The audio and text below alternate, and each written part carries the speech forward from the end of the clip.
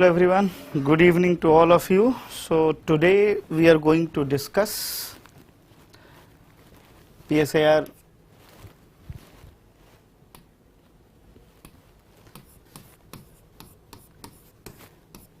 paper 1, and more emphasis will be obviously on paper 1A. Now first, how we see this paper. There is a mixed reaction, but I believe that paper has a two part. In fact, few questions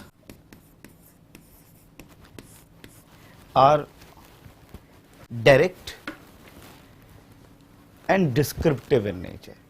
So there is a a regular way of writing, specifically question 1 when we talk about behavioral approach to political science, pluralist theory of state, Locke's view on revolution, linkage between power and hegemony. These are the direct questions, and it is more or less in a descriptive manner, and if you have a content you can write it. Much articulation is technically not required in this part. But I would say for the rest of the question, the story is relatively different. It's not that straightforward, it is not I would say that simple, or it is not a regular one, but earlier UPSC used to ask. Few questions, specifically questions starting from 2 to rest, they all are dynamic. The moment I am saying dynamic, what I refer to? I refer to you need to be articulative while writing answer. They are not directly asked. You need to be holding the information and able to connect it with the certain parts basically, and then only you will be able to write it properly. They didn't ask a question directly. I mean, I'll give a reference of few of the questions. For example, the debate on human rights is caught between the limitation of both universalism and cultural relativism. Now, while writing answer to such questions, you may be knowing what is human right idea, I mean universal human right idea and cultural relativist vision of human right. But how to articulate it and write it? If you have to write it directly, what is cultural relativism? Or how cultural relativism has been criticized by human rights supporters of those who believe in universal human right, or vice versa, you can write it. But now it has been somehow, it is caught debate. So how you articulate it, which content has to be more highlighted and which should be in periphery, that is what the major part. That's why I am saying it is more or less articulative, where you need to learn this articulation. But before articulation, you need to be very good in concept. So my position is that actually there are a lot of questions based on fundamental understanding. When I am saying fundamental understanding, I am referring that you are conceptually clear about each and everything, and you know about the comprehensive and greater, you can say, framework of that particular question. When you are talking about, for example, same question, human rights. So one should know what is basic human rights, what are the various theories related to human rights, how every theory was criticized by another theory, and then what is the current conditions regarding the debate of the human rights. It will be best if you know that how these theories are applicable, are enshrined in the various constitutions of the globe. That will become very easy for writing with the examples. That is why I am saying that this fundamental understanding is very much required. Second, analytical skills. When we talk about analytical skills, and most of the students have this question, sir, how it is going to develop? It come only with the good understanding and practice. So I would say that era of mugging up has gone. If someone think that I just mug up some answer and be able to answer it, or I'll just vomit it inside the hall, I mean while writing answer, it is very difficult now. because questions are not straightforward. So my verdict is, for most of the question in paper 1 section A is purely based on fundamental understanding. If you have good understanding of particular topic and subjects, you are into the discussions and you are regularly writing, this is equally important, you are able to connect the various dots, you can easily write that articulation part, you can easily write your answer. It is not tough in terms of some secret content. The content is available. It is all about understanding and articulation. So I would say that the lot of questions are more analytical. Few students have written me, sir, it is tough.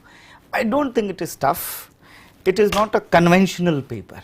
So conventional way of preparation is also not going to help you out. Just mugging up and writing up is not going to help you out. Here you need to be able to articulate, but this articulation is possible only when you understand the topic clearly. And interrelations between topics is equally important to know and understand. Fine. So let's have few questions to be discussed. Like when we talk about flat question, it is behavioral approach to political science. So first you should go for what was the background of, if I will make a structure, what was the background of rise of behavioralism, or how come, or you can start with writing its rise against the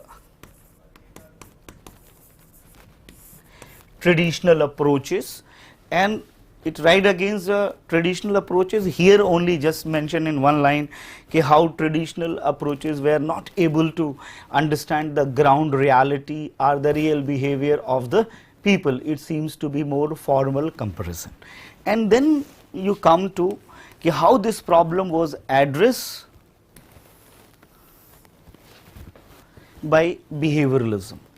So because behavioralism shifted its focus from formal understanding and studying to the structural and behavioral, what is actually happening on the ground. Then you come for what were the major tools that has been used by behavioral approach, and finally you simply talk about what are even limitation and changes made in the behavioralism, like we talk about rise of post behavioralism also. There is no need to write about David Easton's all features which has been written by them. It is simple question, post behavioralism to political science. Now when you are writing a conclusion part, you can talk about in post behavioral approach there are multiple methodologies are there, and if you can include some of the methodology, either it is related to the theoretical part, even it is related to the IR part, that is more than enough. Although look here, when I am taking the discussion I can say easily to write it, but I know when you are writing in examination hall it is really difficult to basically to write in the similar way basically. So I'll just highlighting few important point, like when you talk about a behavioral approach towards political science, the core idea is मतलब ये चीज़ आपके answer में होनी ही चाहिए, like value free approach, scientific methodology, interdisciplinary approach, research methodology advancement. These are 4 or 5 important content which has to be a part of your answer. That's simple, and I believe that it was a very simple and straightforward question. It was simple and straightforward question. Now this question, pluralist theory of state. Pluralist theory of state. Normally to write this pluralist theory of state, what should be the approach, although the question is specific about the state, but at least when it comes to the introduction part, at least 4 or 5 lines regarding pluralism, or how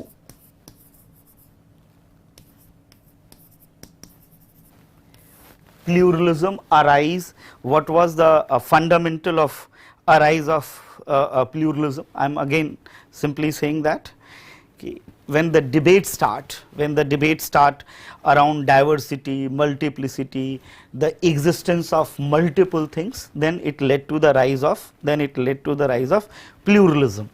So then just 2-3 more lines. Pluralism is basically talking about fundamental unit of the society, maybe individual, but they are organized around the certain features, certain diversities. This line is very important because the entire philosophy of pluralism is based around this. Society organize in terms of various identities, various features, because they believe through which they can serve their interest best. They can serve their interest best. And then you talk about what is pluralist state. Before coming to the pluralist state, there could be an alternative approach. That alternative approach could be how when the debate arises around monopolistic concept of sovereignty, that the entire sovereignty belong to the state.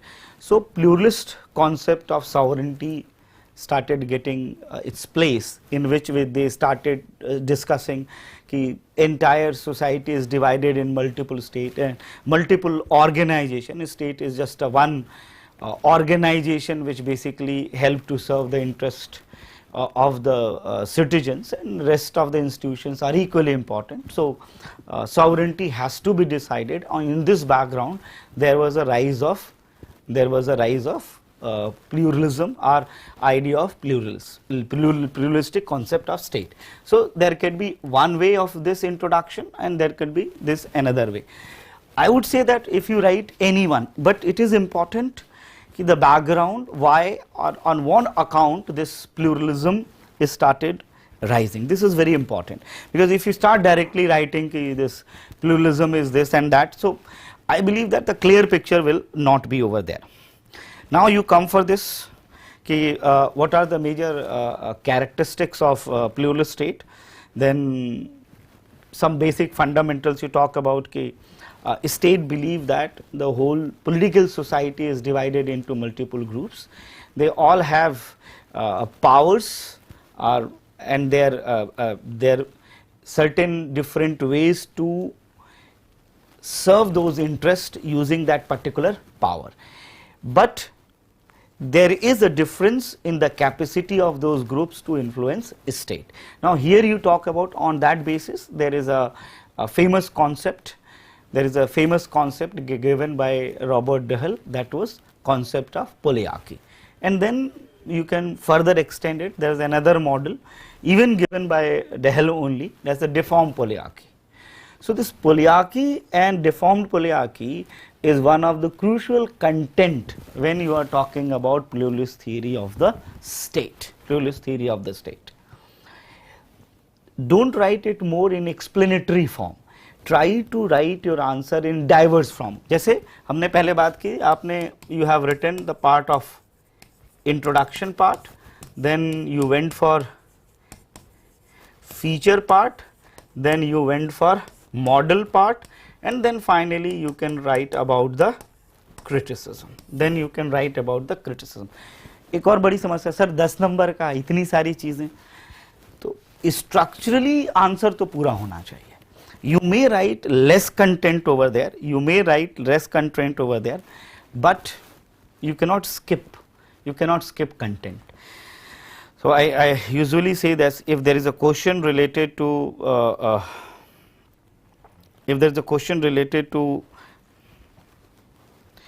write about human in 50 words and 100 words and 250 words. So you cannot leave some human body organs. You can just leave their functions, or you can write less about their functions, but you have to completely describe the human structure. That is, so if words are different, that simply means structure of the answer is going to same, description is going to be relatively less. That doesn't mean that you leave some of structural part basically. I guess this is simple and easy. Now, when it comes to the, if I'll go for the next part, as I was talking about, these are the simple part, Locke's view on revolution. Now again students were confused in what sense his concept of revolution is there. So if you know the right context, so when we talk Locke's view on revolution, right context of this idea, this right context is basically introduction. This right context is basically introduction. In what context Locke basically talk about this? So you can start like John Locke in his famous work, Two Treatises on Government, articulated his view on revolution with within context of the broader theory of government, in which basically he is talking about whether people have a right to revolt, whether people have a right to revolt against the government or not. That is what the context, that is what the context, in what context. So अब इसको ये basic context हो गया, हम इसको इस तरह से भी लिख सकते हैं. वी कैन स्टार्ट विथ कि इस theory of revolution is basically related with the idea कि whether after entering into social contract people can stage a revolution against government or not. But it is unlike Karl Marx, which has been understood by Marxists and Karl Marx, like it is a way of bringing social change. John Locke understand the concept of revolution as the denial of the rights and violation of contract. So there is a basic fundamental difference, If you wish to write little bit more attractive introduction part, you can compare it like Aristotle's concept of revolution, like Marxist concept of revolution and John Locke's concept of revolution. ये तीनों का revolution नहीं लिखना है, एक fundamental element का जो difference है, the fundamental element which is different in all these three. So Marx see revolution as a progress. Aristotle see revolution as a decay of the order, and John Locke see revolution as a right of the people in the denial of the promised rights or denial of the contract. So ये introductory part, this is going to make a good impact. Okay, you understand the fundamental, what is the context of Lockean concept of revolution. This is बाकी तो आप simple लिख सकते ही हैं कि in what conditions we talk about people can go against the state and what rights has been given to the people. That is all the other context. मतलब introduction or context is part. Then again when it come to the so-called main body part of your answer, where you can discuss in what conditions he talk about revolution, in what conditions he discussed about revolution, when people can stage revolution. Then this revolution is, ये conceptual clarity के लिए, this revolution is change of government or going back to a state of nature. और ये बात करते करते भी you can discuss in comparison with the Hobbes and Marx. इनके बारे में डिटेल नहीं लिखना, detail will write detail about Locke only. We'll give a reference point. We give a reference point कि भाई how Marx has seen it, how Hobbes talk about if, although there is no right available to the people once they enter into the social contract, but still there is a one condition when right to life has been taken by Leviathan, in such condition people can revolt against them and they will go back to the state of nature. Again I am repeating, no such right to revolt has been given by Hobbes to the people, but it is a logical interconnections.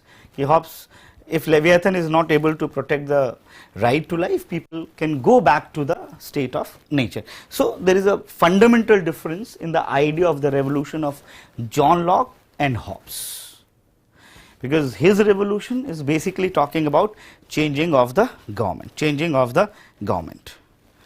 I guess that's simple. Now, this question was relatively tricky. Why I am saying it was a tricky? Because decline of liberalism, it is a open-ended. It is a open-ended. So few students get confused. They are talking about decline of liberalism in terms of classical liberalism, or in terms of modern liberalism, or as we are in the era of neoliberalism. In what context? But this question is basically talking about overall decline of liberalism as a value system, as an ideology, as an ideology.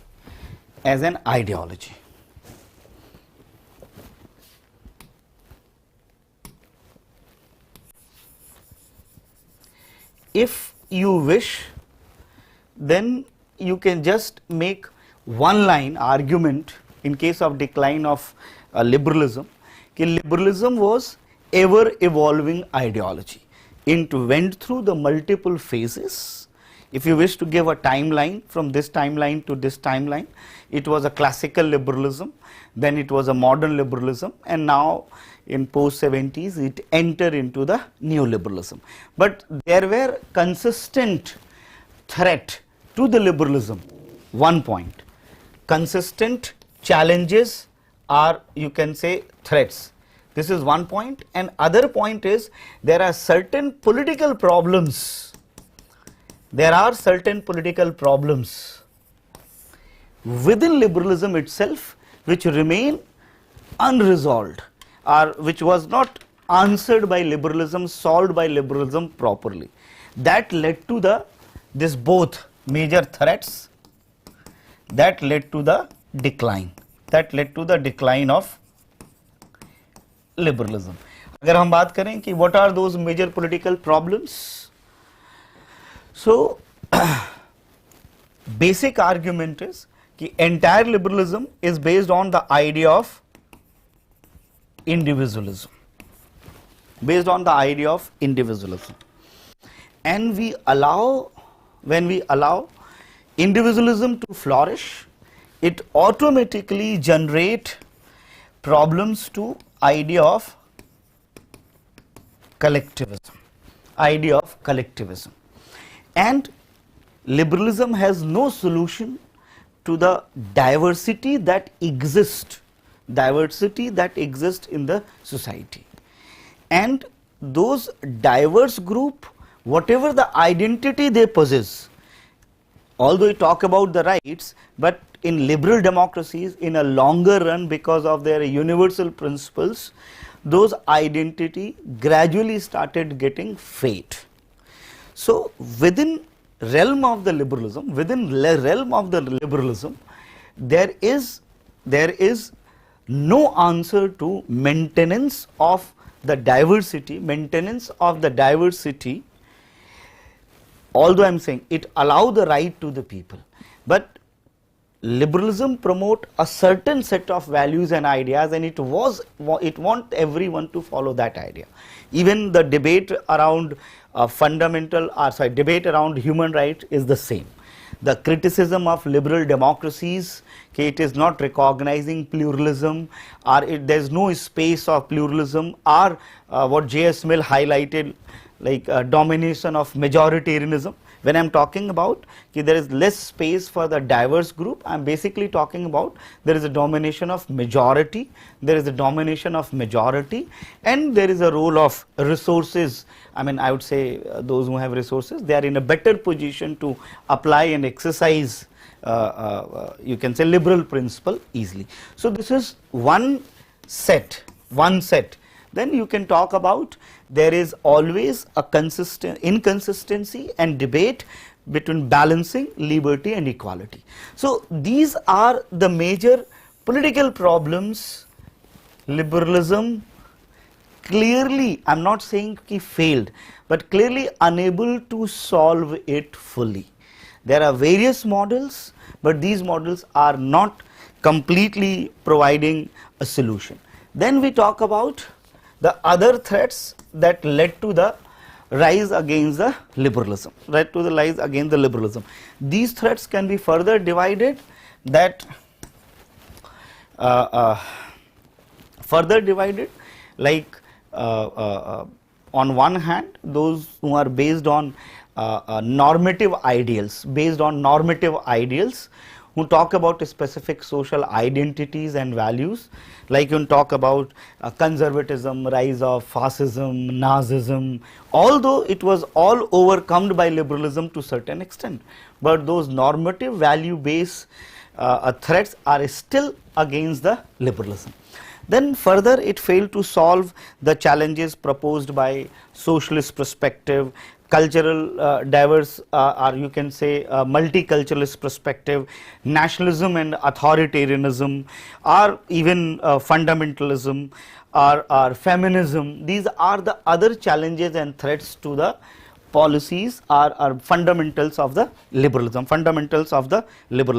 But the most, I mean, just last part of it, postmodernism also hit basically the holistic idea and approach, which is liberalism outcome. It may not adopt this approach, but actually it get converted into a kind of holistic approach, because it supports most of the time liberal democracies. It just led to the rise of majoritarianism. It supports about the rights of the people, and they drive the rights of people on the certain criterias, like based on individualism values, are based on freedom against security. So as per the idea of postmodernism, this piecemeal engineering is basically missing. So this all alternative ideology is critical to the liberalism and contributed in what you call it, contributed in decline of liberalism, Identity crisis. What I identified as an answer, it was basically social perspective, feminist perspective, cultural diversity, multiculturalism, nationalism, authoritarianism, fundamentalism, economic success without liberal value. There are so many things which actually contributed. There are so many things basically which contributed in the decline of the liberalism. देखो बच्चों, अभी answer discussion में ये लगता है कि इतना सारा कंटेंट कैसे लिखा जाएगा, but my perspective is that when you want to write such answers basically, so this is more about thinking. It's not like you can mug up कि हो सकता है अब इसके बाद लोग अपने lectures और notes में शामिल भी करने लगे कि decline of liberalism is there, but this type of question can be asked at any point of time. So you need to have certain holistic idea about it. Okay, liberalism was challenged, like in classroom also we discussed when classical liberalism was challenged, it was basically challenged by Marxism also, and liberalism forced to make certain changes, and that changes led to the rise of welfarism. So this holistic understanding कि how things are evolving is equally become very important. और मैं फिर कहूँगा कि ये ऐसा नहीं होगा कि आप बहुत किसी किताब में पर्टिकुलर तरीके से आप उसको पढ़ लोगे या किसी किताब में दिया होगा, ऐसा नहीं है. ये थोड़ा आपकी अंडरस्टैंडिंग बेस है. कुछ सवाल तो स्ट्रेट फॉरवर्ड हैं जैसे, लेकिन ये डिक्लाइन ऑफ लिबरलिज्म वाला नहीं था. Here you need to just collect whatever you have studied in political science, and then you combine it and then you write the answer.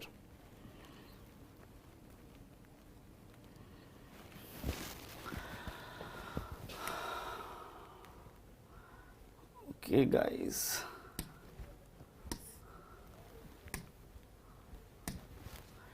guys, I changed the color. Chaliye. So let's move to the next question.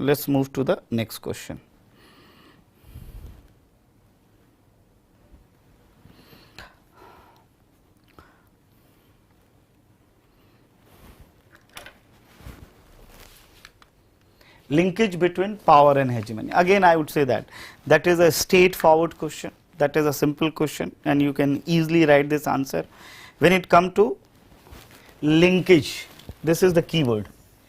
Linkage between power and hegemony.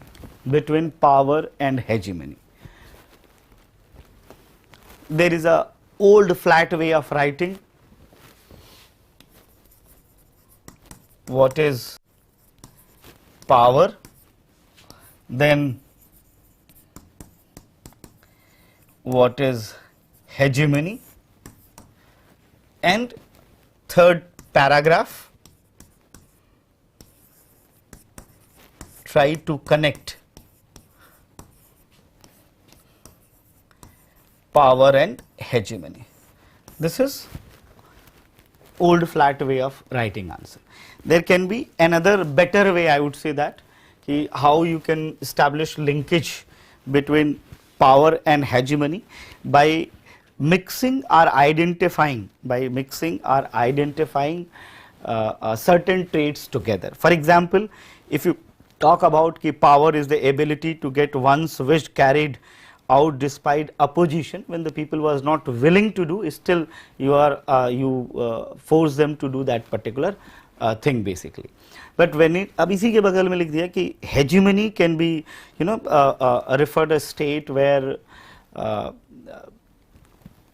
people with the consent, this word is keyword, with the consent basically do whatever order has been released. So by any of the authority. So this is a one way of writing where you try to mix both of them. There is a third way which normally I suggest is basically you go with that. First try to get a context of it. The right context of writing this answer, linkages between power and hegemony, like both concepts are very much important, are central to political science,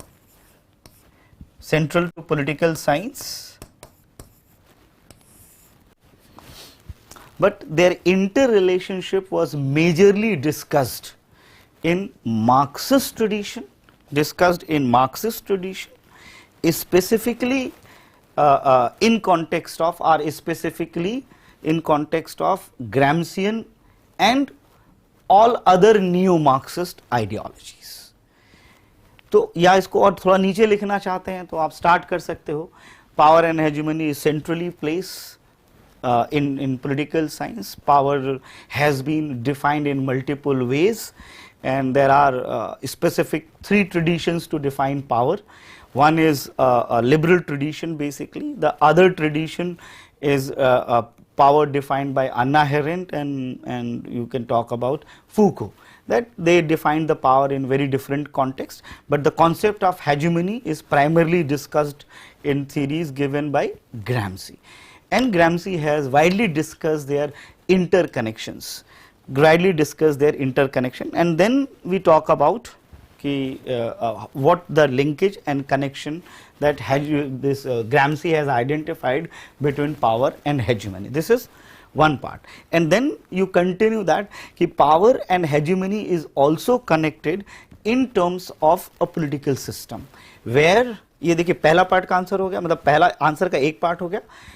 It is also connected with each other in terms of political system. How it is connected in terms of political system? What is interconnection between power, legitimacy, authority. Now when it come to the legitimacy part, if the legitimacy has been acquired by monopolizing, you can say by monopolizing the system, then it get converted into the hegemony. Then 1, 2, 3 points you can write and their answer will be completed. Look, I made an answer on that also, as we have to we can't discuss everything in much detail, but that is what the line of the answer, like in my answer also I moved certain names who defined power, and the main interconnections they identify कि various social groups they are powered by the state, and they themselves use the power basically to create consent for the state, like Gramsci talk about civil society institutions like colleges there, or family institutions are there. So their interconnection is very much visible. This hegemony cannot be created without power, and power is used basically to generate consent, and that consent is in multiple format or in multiple ways through multiple institutions. And there is another way of understanding this power, कि once they are not able to generate that consent, then brutal power of the state has been used. This question is very interesting, guys. Next question, which is again not based on any bookish idea, not based on you can say a regular, in fact curriculum or coursework, that is purely based on your understanding, like elucidate the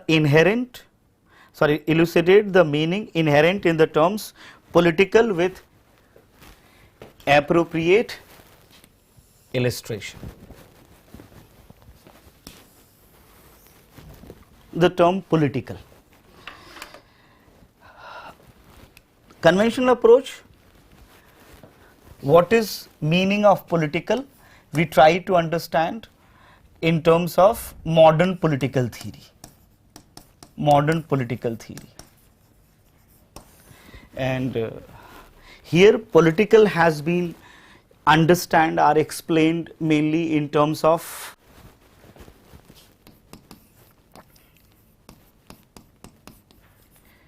institution, governance, and distribution. The famous definition that authoritative allocation of the values. That is what the old way of writing, what is the meaning of political. But you can use your entire knowledge, what you have studied, like how this word political has been seen by Greek thinkers, how this has been defined by social contractualist, how it has been explained by Marxist, and you can talk about multiple ideologies and thinkers, including feminist and rest. What is meaning of political for them? What is meaning of political for them? So, if you talk about in the Greek ideas, political has been seen as a important zone which lead to the people to an ideal state or to a just state basically. And political is basically defined in terms of connecting it to the justice, where people perform their duties. So the political was more, in Greek way of understanding, political was more of a duty oriented concept, where everyone in the society perform their duties, and the top of the order are to whom this Plateau called philosopher king and their associates, and to Aristotle, when the rise of the state was the statesman, he talk about the lawmaker who talk about, they are primarily responsible to making decision on the behalf of the whole community, but their decision making capacity is also a form of duty. They are bound to do that. They have this capacity and they are bound to do that. Simple. Then when you talk about social contractualist, their meaning of politics, political, or generating political, making political society was related to the preservation of the rights, and this primary responsibility has been gradually given to the state.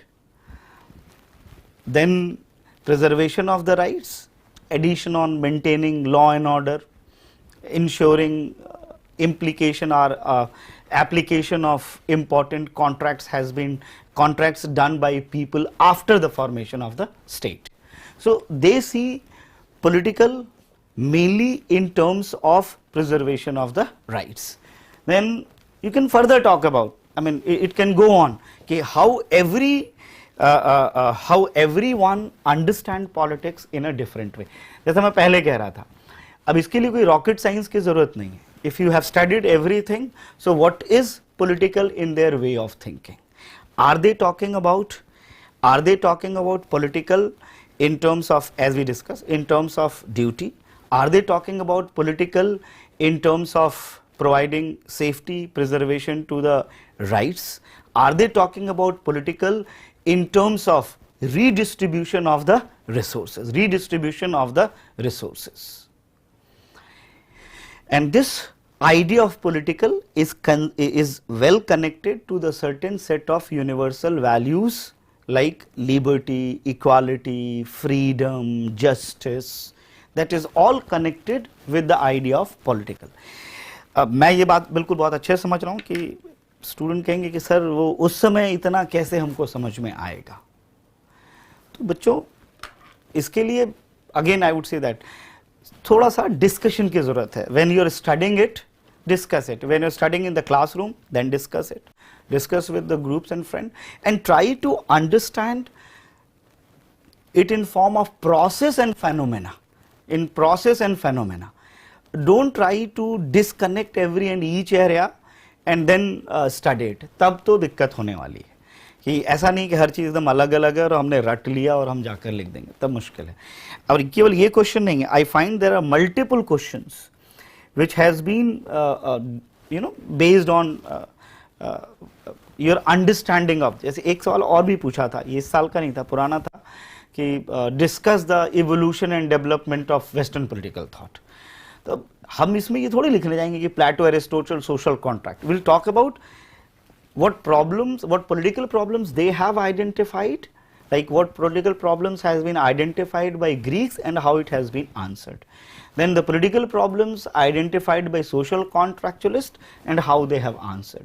How Marxists identified certain political problems and how they have answered it. So the whole history, I will say that, of political science is knitted around identifying the certain political problems and issues and addressal to those issues in a multiple ways.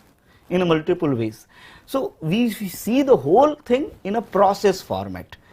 और timeline सबके साथ है, ऐसा नहीं है कि कोई random चीजें हो गई हैं. मतलब अगर ऐसा कहा जाए कि rise of Marxism, why not it before liberalism? So answer is very simple. Economic inequality arises only after industrial revolution, and the ill effects set the ground for rise of Marxism.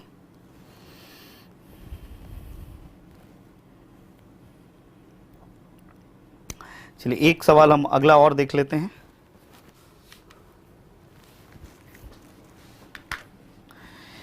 Marxism is a political theory of action demanding strict compliance with its core principle. Marxism is a political theory of action demanding strict compliance with its core principles. Now the point is political theory of action demanding strict compliance with its core principle. Theory of action, which is talking, which is demanding change, which is basically demanding social change, compliance with core principles of Marxism, core principles of Marxism. So, what are the core principles of Marxism? First, you need to identify materialism, class struggle, theory of revolution. These are the fundamental principles. Without that, Marxism surplus theory, these are the fundamental theories. So, know the core principle and talk about the social change. Marxism is a political theory of action. So, it basically talk about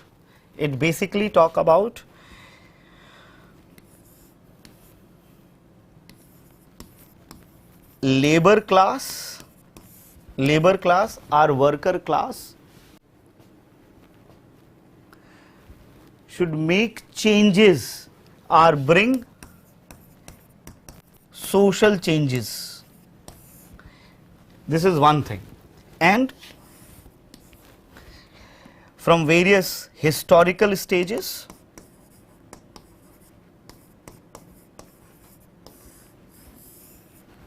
there is changes, but look at the principles are different. When it comes to these historical changes, you talk about it is the historical materialism that is leading to change. When it comes to labor class that is demanding or leading to the social change, it is because of the class struggle. It is because of the class struggle. This class struggle, final social change happens with the idea of the revolution. It happens with the idea of the revolution. Then further changes happen, that is from stage of socialism, जिसको हम कहते हैं dictatorship of proletariat.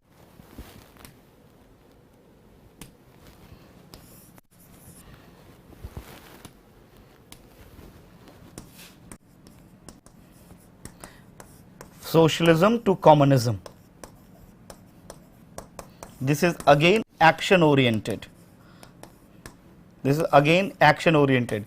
Action in terms of counter revolution, or not to stage counter revolution on one hand, and focus on production and redistribution. Production and redistribution. That's all. लिखना Marxist theory ही है, but the articulation is required. कि how it is a political theory of action, because it demands change. And it explains the evolution in form of change. But the fundamental of the change, or how this change happened, it happened because of the material forces. And methodology they talk about, which has been borrowed from Hegel. तो आपको basically ये बताना है कि these, आप इस तरह से भी बता सकते हो, एक बेसिक इंट्रोडक्शन देने के बाद the core principle of Marxism is there, and या आप इंट्रोडक्शन में ही बताओ कि Marxism is a action oriented ideology which basically focus around changes, bringing changes in the society, specifically after a rise of capitalism and its ill effect created in our society. This ill effect 2, 3, 4, and then how they predict the changes around the core principles. तो इसमें बाकी चीजें capitalism की बात है, उसकी पहले historical materialism के थ्रू चीज. तो आपको हर स्टेज में दैट एक्शन एंड चेंज, या वो एक्शन जो चेंज के फॉर्मेट में है वो हाईलाइट करते रहना है।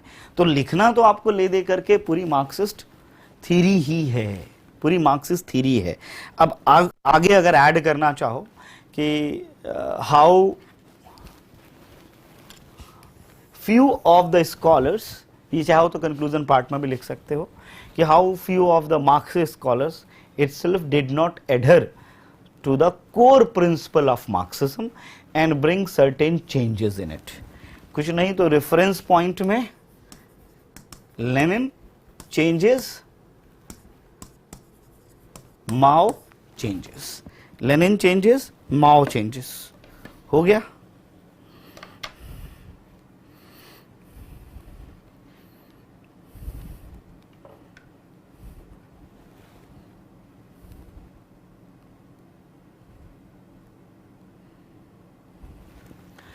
Fine guys,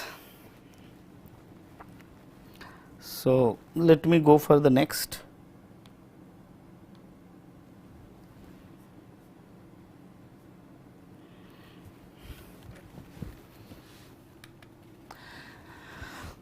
Now see the nature of relation between equality of democratic citizenship and liberty of citizenship.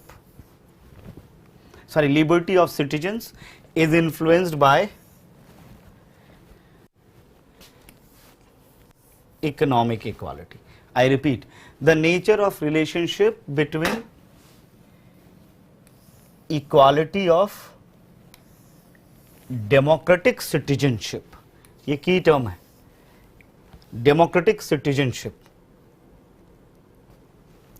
and liberty of citizens is influenced by economic equality. So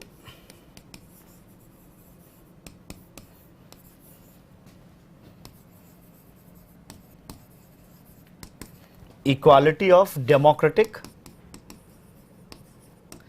citizenship, liberty of citizens, there it is influenced by economic equality. Economic equality.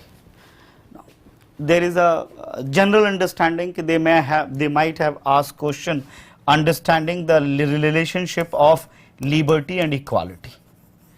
लेकिन बच्चों ऐसा नहीं था. The question is directly related between liberty and equality.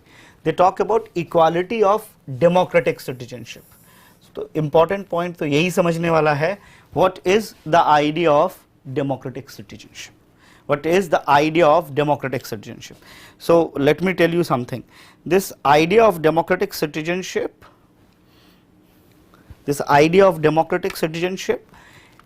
is different from conventional idea of citizenship. Conventional idea of citizenship is more or less legal in nature. It is more or less legal in nature. But the moment you talk about democratic citizenship, it is basically talking about practices, activities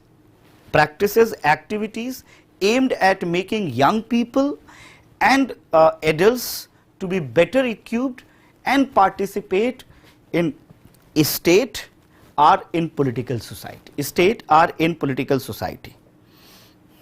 Okay. Let's understand. This idea of democratic citizenship is based, or it is more participatory in nature.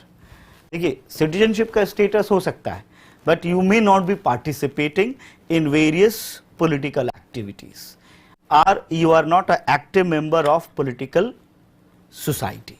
So when we talk about democratic citizenship, the core element of democratic citizenship is active participation of the people. लेकिन ये कब हो सकता है कि when state make them, मतलब state make them well equipped अब ये वेल इक्विप्ड कहने का क्या मतलब है कि state is in position to facilitate them to participate in political life. Major hurdles that come in the participation of the political life is basically economic challenges, and there are multiple ill effects of economic challenges. It is related to the unavailability of the education. It is related to being less knowledgeful and knowing less about our societies. It is more related to loss of job or no income. So if there is no economic equality, if there is no economic equality, if there is no economic equality, then it is very difficult, to make people democratic or make people a very active and participatory citizenship. So without this economic equality, technically it is not possible. So when we talk about equality of democratic citizenship, so equality of democratic citizenship, we are basically focusing on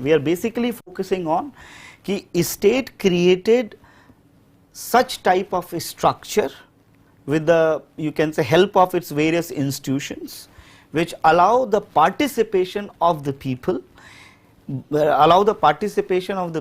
actively, and this happen on one hand addressing the major challenges that come out from economic inequality on one hand, and on other hand by establishing democratic institutions which is open to the people. Then only we are going to be in the era of, or we are going to enter into equality of democracy. Now we talk about liberty of citizen, equality of democratic citizens and liberty of citizens influenced by economic equality. Although here the liberty of citizens we talk about, they are basically referring to positive liberty. Liberty of citizen means positive liberty. That simply means where a state intervened, and the same time put reasonable restrictions over the liberty of the few, so rest of the people get the liberty. Now again I am saying the point is, they are not simply asking about relationship of liberty and equality. They are simply talking about how economic equality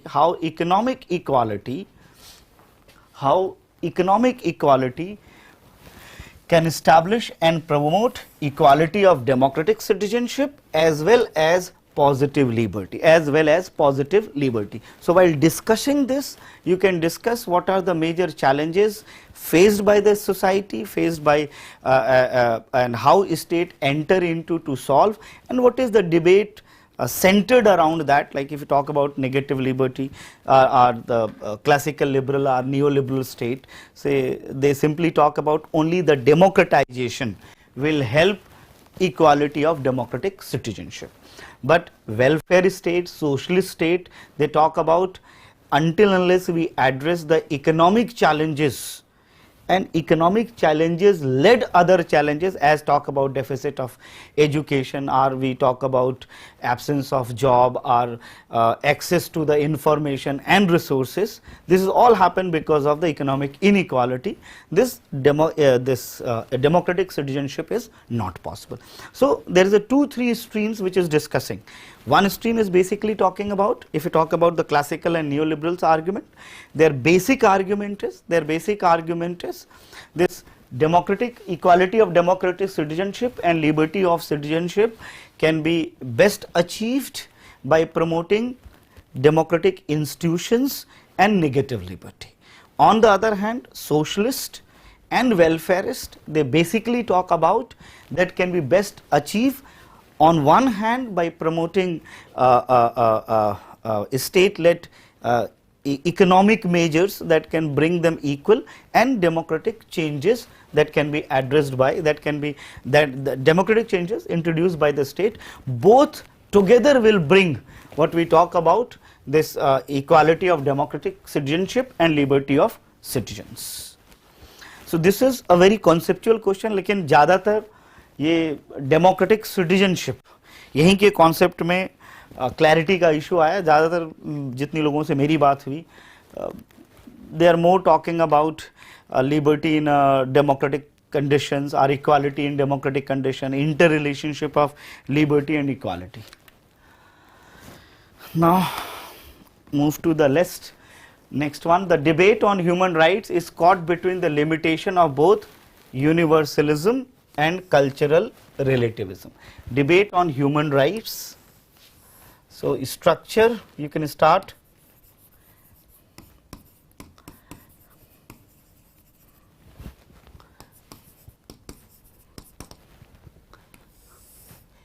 What is human right?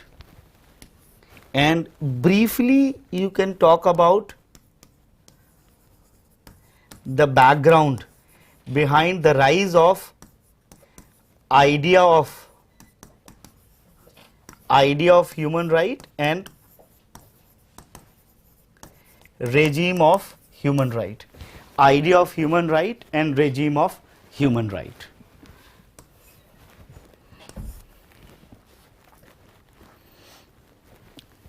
Then we talk about various theories. Normally class में हम ऐसे ही पढ़ते हैं theories. अब ये theories की discussion के बजाय you can simply talk about कि human rights as an idea has been explained by two major streams. One which consider it as a universal,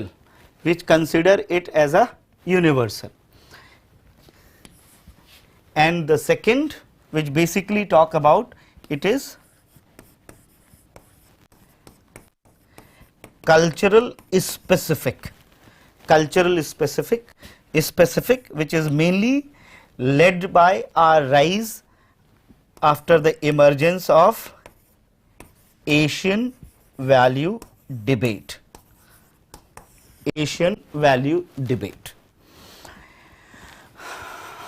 Then discuss here what is this universal approach, discuss here what is this Asian value debate, how Asian value debate reject the idea that the human right is universal in nature, how Asian or how universal theories criticized Asian value debate, basically Asian value debate ki on the name of being a cultural centric, it may become conservative, it can be backward looking, and it may block the social changes in the society. Ye do they criticized each other, Now when we talk about ki what should be the status,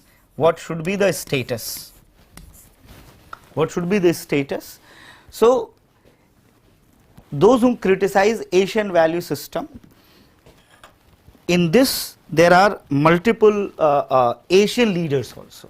Aung San Suu Kyi was one of them basically, and her criticism was based on the idea that culture has been used to defend political power, and violation of human rights, inequalities in society, discrimination in societies where exist in multiple Asian countries, where political regimes fail to address, and then they try to cover it up on the name of the Asian value debate. But the demand of the Asian value debate is not completely wrong, I would say is not completely baseless. Then the other perspective, universal theory of human rights. Now universal theory of human rights actually hit the diversity that exists across the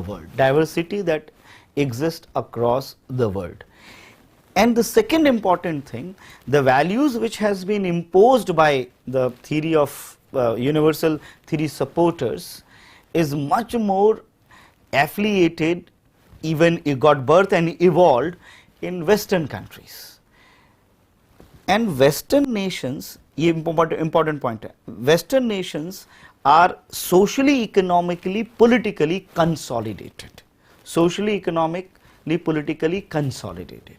But that is not the case of the most of the Asian and African countries. So in Asia and Africa, these human rights always come in contradiction with the state efforts to bring security. So security versus liberty, or when state try to bring economic system or economic reforms, then again you can say state which try to bring change come in contradiction with. It happen everywhere in the world. In India also you can talk about this right to property later has been shifted. So argument is this, ki in context of Western countries, which is socially, politically, economically consolidated, and these zones are also fully evolved and developed. So universal value or individual based human rights can be easily applicable, but in Asian countries it cannot be easily applicable. That is one of the core argument. And it was also argued, but that is from IR perspective, these countries use human right issue basically to enhance their political domination and limit the political powers of the country. Every day they keep on releasing, you can say they keep on releasing multiple indexes starting from democracy index to the freedom of press index to the human right index. So many indexes are there, and in most of the indexes Western countries are ahead, and this third world countries are at the bottom. Now the argument is that it has been well articulated and used by the developed countries. तो देखिए आपको developed और developing country के format में नहीं रखना है, इसको आपको replace कर देना है कि those who support the universal theory of human rights and those who support the Asian value debate basically. So those who support the universal this human right theory, they basically, I mean, they have been accused by Asian value system debate, are supporters of Asian value system, कि they actually utilize it to impose restrictions and enhance their power. One more argument is there, as the core values of the human rights originally belong to the Western countries. So at any point of time in such kind of indexes, the third world countries or Asian countries can never be up to the point. They will be always going to be behind, and it will be used as an advantage by the those countries who support this idea. Now last point, you can give the references, like when it comes to the Lee Kuan, whose basic argument is that cultural relativism is a reality of this world, and every culture is every cultural setup and institutions are conducive to the certain type of economic and social development. Like he supported that idea of semi-democracies are more suitable for economic development in Asia. That is the concept which was given by Lee Kuan. So this whole debate is all about only these two concepts and how they criticize, because they ask about the comment also. So in conclusion part, if you wish, you can add on what is your view and what is your understanding. Fine guys.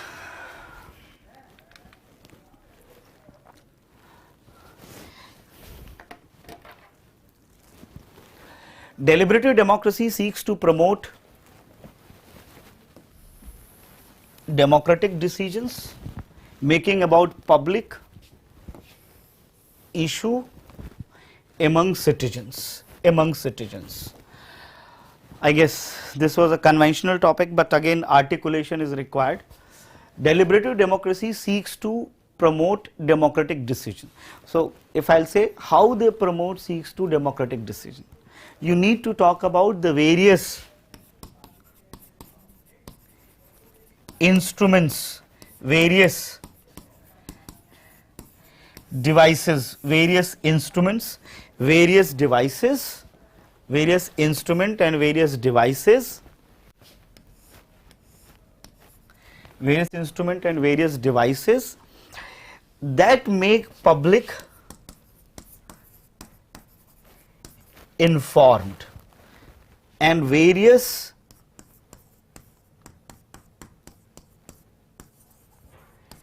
political groups keep on debating. So at the public level, over public issues, lot of views, counter views, multiple informations are communicated to the people. And now in such conditions, people even choose a particular decision or support a particular decisions. Now ये इसका core है. अब इसको लिखना कैसे है?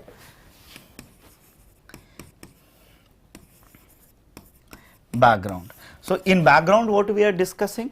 In background we are basically discussing कि this idea of deliberative democracy, arises around two basic line. One line is that कि it is almost impossible in modern days that people participation in politics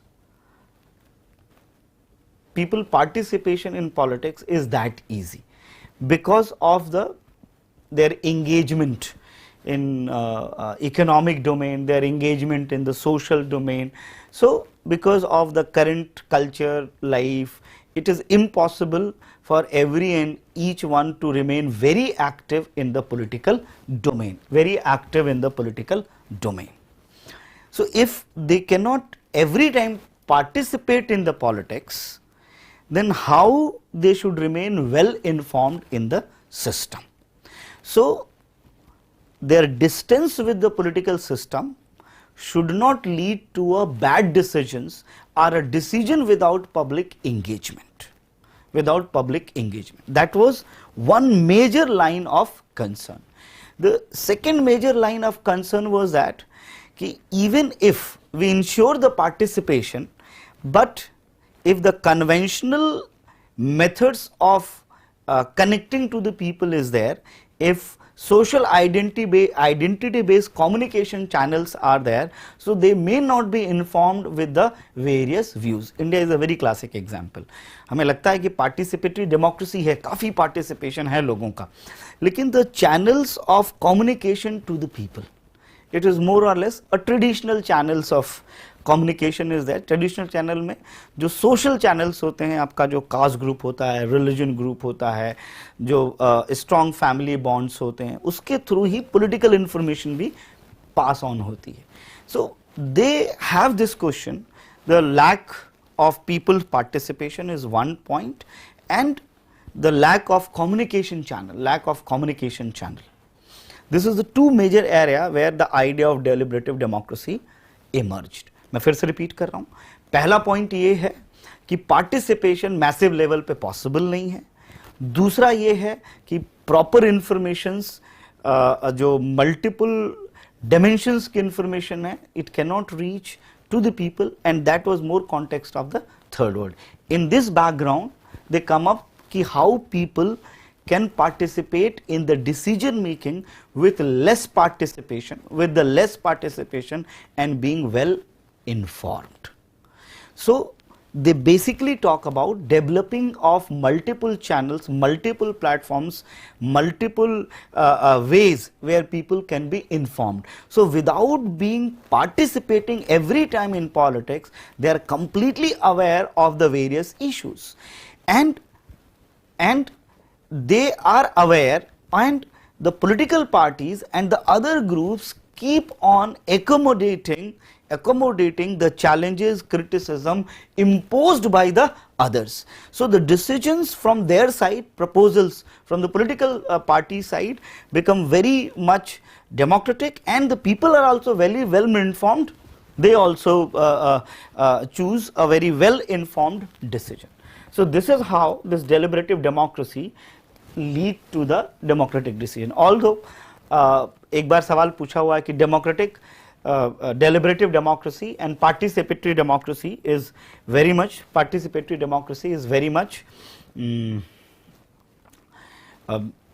complementary to each other, and एक बार पूछा हुआ what is difference between deliberative and participatory democracy. So the line of the difference has to be there. कि deliberative democracy, the background is heavy participation is active, very amusing. Active participation is not possible because of looking into the modern system. And the second part is that the device and channels of communication to the people may be very traditional, very conventional, and they may not be open, get the new information that is coming from the various channels. So they talk about devising those deliberative platforms. So I mean, let me tell you, this deliberative platforms is not having multiple or more newspapers, or having more TV channels. This is there. There should be hundreds of the newspapers published in various languages I'm talking, various languages, and multiple debating platforms promoted by TV channels, that is there. But they also talk about this debate culture should start from their school education. There should be multiple devices and facilitation institutions at the grassroots level, like panchayat is in India, and even in multiple social platforms such kind of debate and discussion has to be there. So the person has to be well informed. So every time not participating in the protest, but still vote out some particular candidate or particular agenda. That is the core or heart of the deliberative democracy.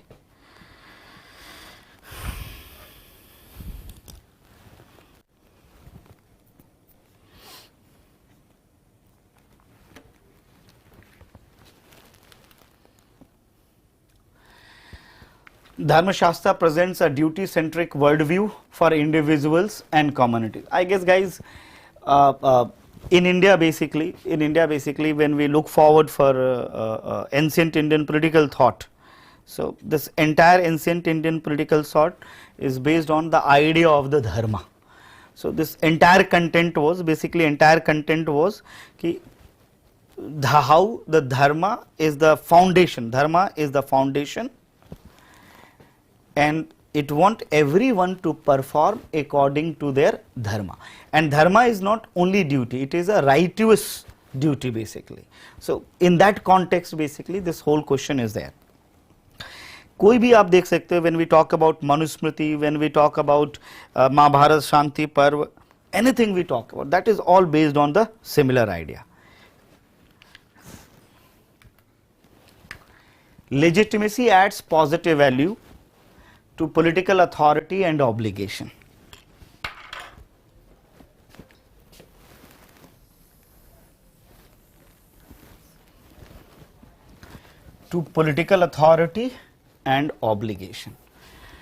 अब इसको भी लेके बहुत सारे लोग confuse. What exactly they are asking? First, conventional way define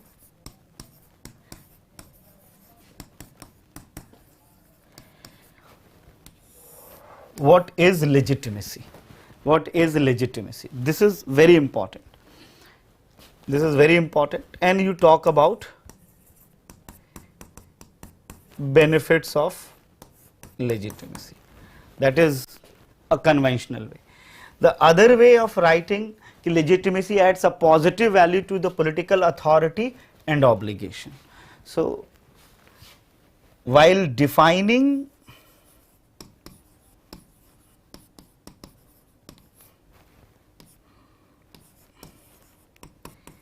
legitimacy, connect or discuss its relations to political authority.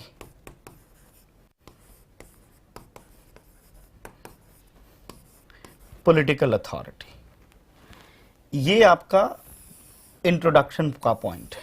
because the whole answer is going to be around the idea of the positive value it create, positive value it create.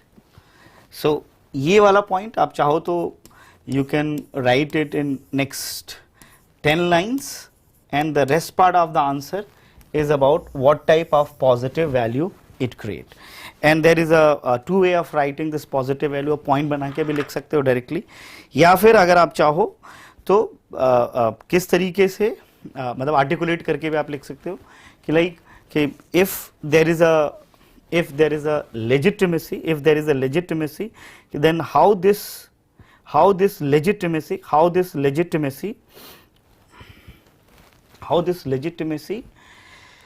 provide a rightful basis of the political obligation. So first important aspect of it, that there is a less or least use of force. There is a least use of force from the state side. So it actually create a positive value. It create a positive value of law and order and active citizenship. Law and order and active citizenship. This is one of the most important impact of legitimacy. There will be less use of the state. There is a less use of the state, and there is a strong active citizen participation. The second important thing is this is also going to be a strong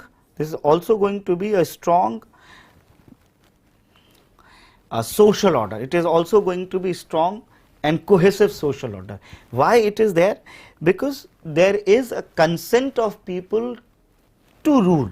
So their internal relationship with the fellow members are also going to be very strong. So this is going to make some collective social order. This is going to make some collective social order.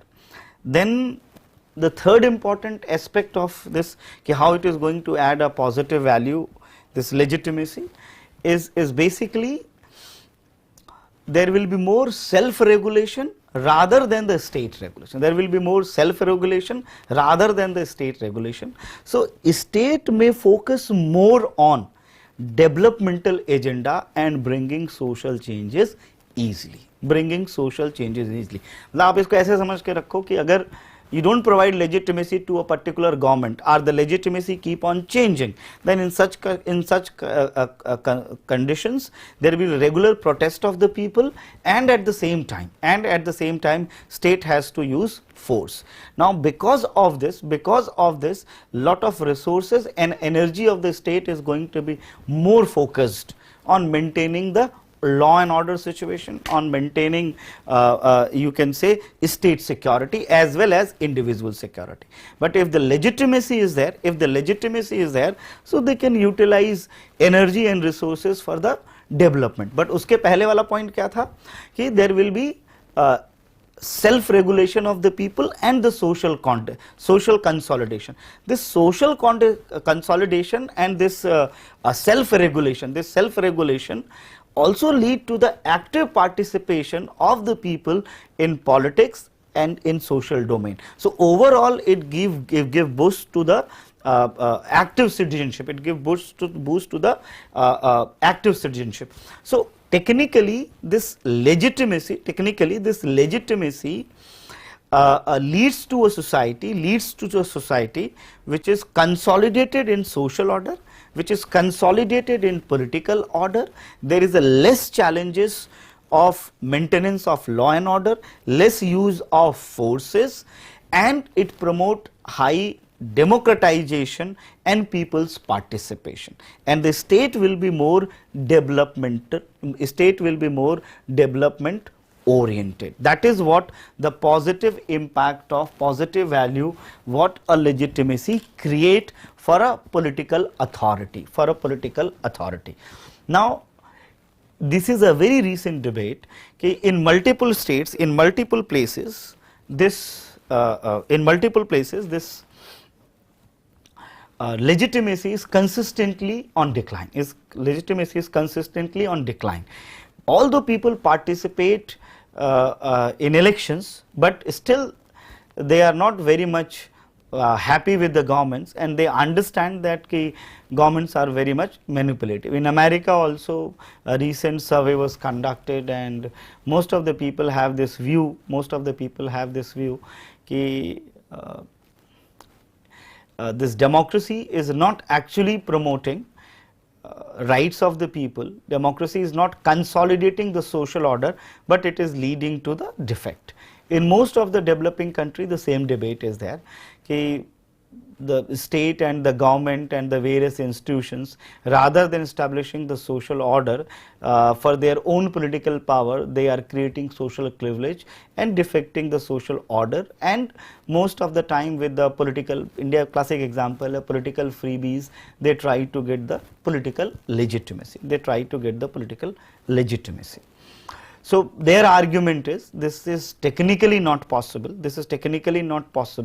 That if people are choosing government, then it is always leading to a legitimate government. So you can put it giving the reference of US as a part of your conclusion, or you can give the reference.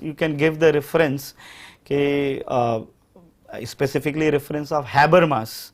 Habermas' argument is that this legitimacy in liberal democracy is time bound, and after a certain time legitimation crisis is bound to happen, and how states are addressing the legitimation crisis, and this addressal or this action of the state, like using ideological measure or disconnecting basically political and economic spheres, rather than leading to the social consolidation and state focus on economic development, the state is creating social cleavages, and more or less state is offering freebies and other kind of welfareism. तो ये आप चाहो तो conclusion वाले part में इसको इस तरह से define करके लिख सकते हो. Okay guys, so I guess critically examine Plato's theory of form, and M.N. Roy's political thought highlighted the humanistic aspect of Marxism. Now, when it comes to critically examine this theory of forms, this is very interesting. First, what is theory of forms and why this theory of forms has been given? So, your introduction part,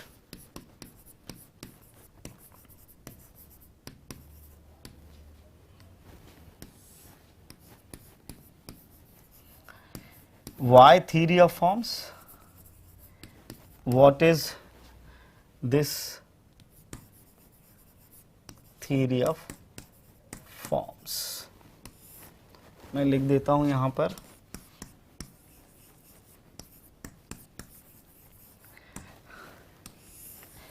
ideal is real. Now, why this theory of form? Context. Plato was critical to the existing political system and functioning of the state in the Greek, and he was highly disappointed with the ill effects of the Peloponnesian wars, and finally death of his master or execution of his master. In this context only, he understood that existing states are not ideal states, and this is not the way of rule basically. So in this context, he tried to create the concept of ideal state. Means a standard state, and try to prove that existing states are merely reflection of that ideal state, so they are not actually real. मतलब nutshell में ऐसे कह लो, एक बहुत बड़ी debate थी, मतलब कि हम what we have to compare. See, this idea of ideal or standard that was very much required to be compared. So for this he come up with his theory of forms, and at the same time he talk about what we understand is a real is merely reflection of this form. So famous his concept of allegory of caves, where he basically talk about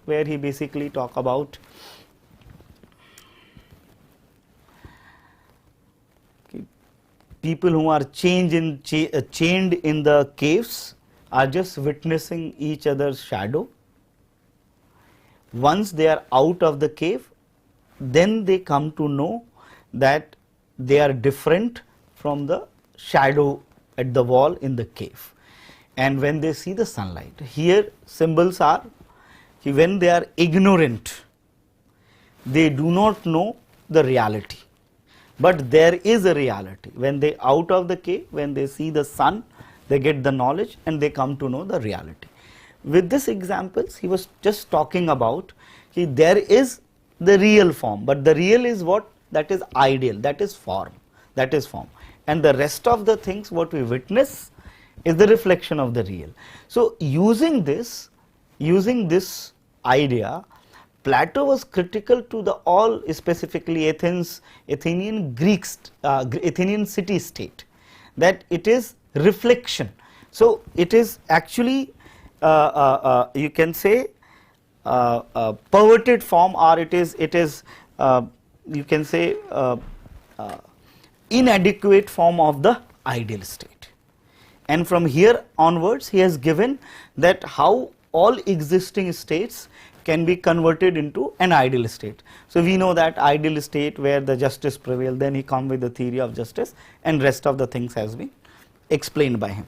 तो जो सबसे पहला point है कि why his theory of forms are there.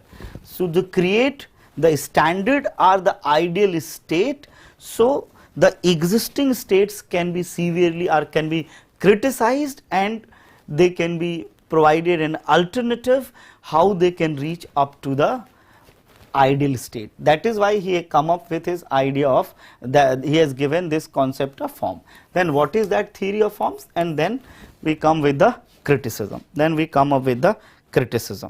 So in the criticism, basically it was given by Max, it was given by Karl Popper and Aristotle. They all have criticized कि his जो theory of forms है, that is more or less imagination of Plato, where Plato tried to impose his own ideas as an ideal which is actually real, which is in form is real. He tried to impose his own ideas. With this concept, the diversity and change which can come is prohibited. He clearly said that the only one way, and that is his way, lead to the ideal state. So Karl Popper's criticism of Plato, like he is an enemy of the open society, is more or less in this context. With the idea of the standard, he denied all the existing state and imposed his own ideas as only truth.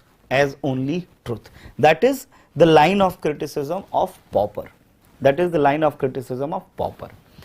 Then when it comes to the Aristotle is not denying the theory of forms, but Aristotle is critical to the idea that in theory of forms, what is considered to be the ideal, it is very difficult to get, it is very difficult to find, and even if we get and find, it always remain ideal. This is challenge. That is bit contradictory with the theory of forms itself, basically, because theory of forms says that it is permanent and unchangeable, but the Aristotle raised this question ki First, it is very difficult to get the ideal, get the philosopher king. Even if you get the philosopher king, there is no guarantee that the philosopher king will remain always at the same spirit.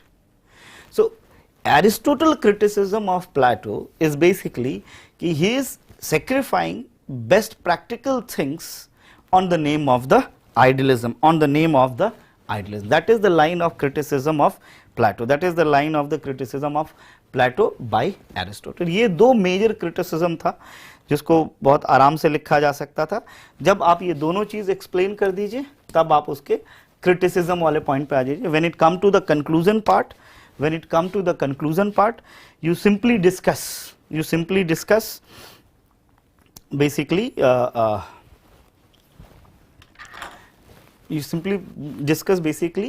कि Plato finally believed in Socrates' philosophy, and he tried to create a standardization.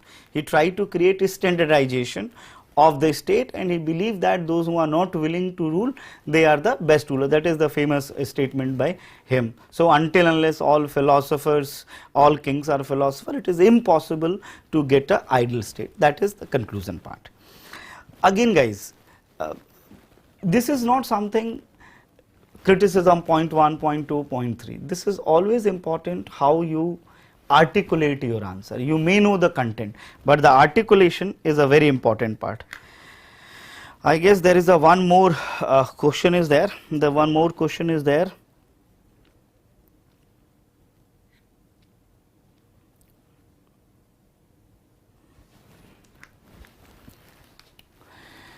M.N. Roy's political thought highlighted humanistic aspect of Marxism.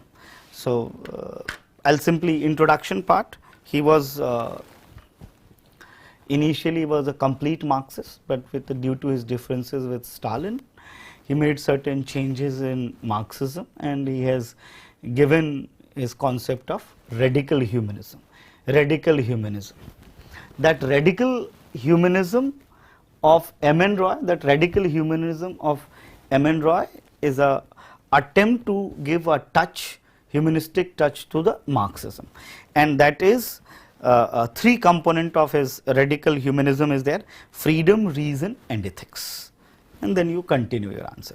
ये तो बड़ा answer है, आप detail में भी इसको लिख सकते हैं. इसमें आर्टिकुलेशन कम है, कंपोनेंट सीधा सीधा है, तो आप बिल्कुल सीधे तरीके से आंसर लिख सकते हैं. So this is how we have completed discussion on 1A. And again I am saying this part, articulation and analysis, that is what the key. Even if you know the basic component or basic content of your answer, but writing it in a flat way may not lead to the good marks. So if you are looking forward for a good marks, that articulation comes with discussion, that articulation come with analysis, that articulation come with regular writing practice.